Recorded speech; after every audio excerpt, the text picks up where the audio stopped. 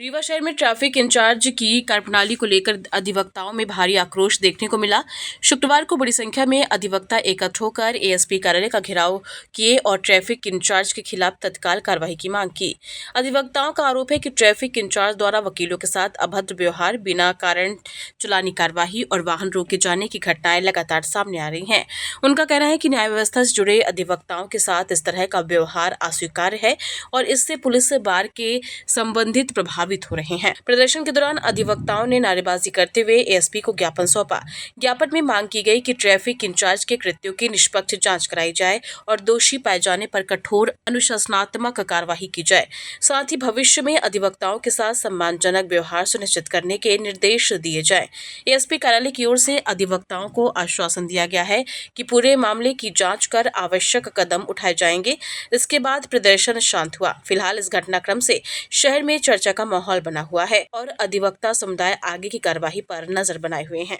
ये ज्ञापन दिया गया है बार काउंसिल से उनके अध्यक्ष और उनके साथी जो वकील हैं वो यहाँ आए हुए थे और दशहरे के समय में एक घटना हो गई थी और उसी घटना को लेकर आज उनके द्वारा ज्ञापन दिया गया है। ज्ञापन को ले लिया गया है और जो भी इसमें फैक्ट्स बताए गए हैं उसको दिखाया जाएगा और कार्यवाही इंश्योर की जाएगी। विकास मेरा नाम है। मैं रोज की तरह अपने कार्यालय से पुराने बस स्टैंड कॉफी हाउस के सामने से मैं अपने घर जा रहा था। बांसघाट में मैं रहता हूँ। मैं तो मैडम की गाड़ी बांसघाट के सामने जस्ट आई और मेरी गाड़ी उनके सामने आ गई ऐसे। तो उन्होंने गाड़ी लगा दिया, पर्याप्त जगह थी। हमने कहा मैडम आपकी गाड़ी निकल जाएगी। उन्होंने गाड़ी खड़ी किया और उन्होंने बोला कि तुम रॉन्ग साइड से आ रहे हो। हमने कहा मैम मेरा तो रेगुलर का रास्ता रॉन्ग साइड तो है नहीं, पूरी जगह है, आप निकल जाइए। देखिए मैं निकल जाऊँगा, मैं पूरा रोड भी खाली था। तो उनके यहाँ से एक आरक्षक कोई उतरता है गाड़ी से, बोलता बहस कर रहे हो, और उसने एक मेरे को झपड़ मार दिया।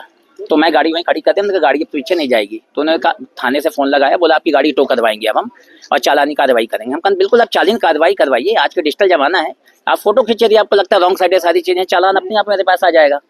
उसके बाद भी उन्होंने नहीं माना। उन्होंने थाने से पुलिस वालों को बुलवाया, फिर मेरे को मेरी गाड़ी को टो करवाया, मुझको उठवाया, थाने ले गए, ब्लाइंड स्पॉट पर मारपीट किया और फर्जी मुकदमा मेरे नाम से कायम करवा दिया। अब फर्जी मुकदमा कायम करवाने के बाद में वो जो है तो बिछिया थाने जब ले जा रहे थे मेडिकल के लिए, तो वो भी अलग थ्रेट दे रहे थे कि तुमको नदी में फेंक देंगे, तुम्हारी हत्या हो जाएगी, तुम्हें पता भी नहीं चलेगा, लाश नहीं मिलेगी, इस टाइप की बातें कर रहे थे मेरे से। तो ये थ्रेट कंटिन्यू चल रहा था लगातार, और मारपीट किया। और सबसे बड़ी बात ये थी जब से मैंने उनको बताया कि मैं अधिवक्ता हूँ, तो उन्होंने एक ही लाइन बोला मेरे को, लात रखा मेरे कोर्ट को। तो बोलते हैं कि काली कोट वाले जो है वो हमारे लात के नीचे रहते हैं, यदि हमको सस्पेंड करवाओगे तो 1 या 2 महीने में हमें कोई ना कोई नया थाना मिल जाएगा। पता नहीं क्यों काली कोट वालों से चिढ़ती है। ये है थाना प्रभारी यही है एनिमा शर्मा मैडम, और वेद प्रकाश मिश्रा जो आरक्षक था, और हरिओम पांडे जो गाड़ी चालक था। ये 3 लोगों ने मेरे साथ मारपीट की, जिसमें से वेद और हरिओम पांडे ने सबसे ज्यादा मेरे साथ मारपीट की। पूरा शहर का अधिवक्ता एक ट्रैफिक इंचार्ज से परेशान है, उसका नाम शायद एनिमा शर्मा है। एक वकील को उसने इतना बदतमीजी से मारा पीटा है, उसके खिलाफ फर्जी मुकदमा भी कायम किया, वो हॉस्पिटलाइज हो गया। एक घटना उसने की प्रकाश चौराहे में वकील के साथ, और वकीलों से पता नहीं उसको क्या एलर्जी है। अभी कोर्ट कैंपस में जितनी घटना हुई उसकी जवाबदार इकलौती वही है, कोई दूसरा है नहीं। तो हम लोग एसपी साहब को ज्ञापन देने आए थे कि या तो आप कार्रवाई कर दो और नहीं तो हमारी कार्रवाई में फंस जाएगी तो बहुत बुरा होगा।